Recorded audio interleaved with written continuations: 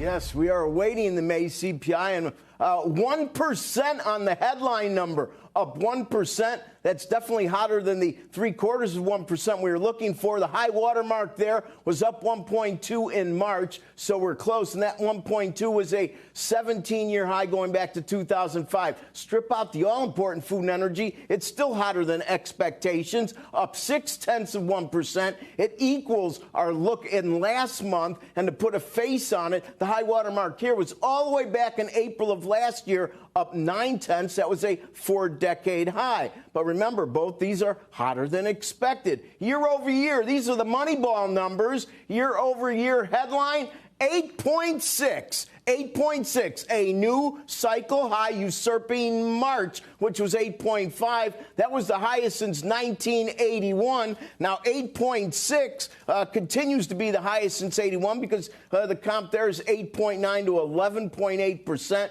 And if we look at year over year core, also hotter than expectations, up 6%, following 6.2%. High water mark there, 6.5, and that was in March, and that was the highest since 1982. But remember, even at 6%, coming down from the high water mark of 6.5, that standalone is still the highest since 1982. So these are super stubborn numbers. And our panel, our esteemed panel, has lots of brain power there, and they go in lots of categories, Joe, as to why inflation's here, the all of the above mentioned. I will say that out of all the above, energy. And, you know, there's so many comments here about, oh, the administration can only do so much. You know what? We all said that about the Fed. And then there's this thing called forward guidance. So the Fed gets the market to do things long before it takes action by telling them what's in their head, what lies down the road.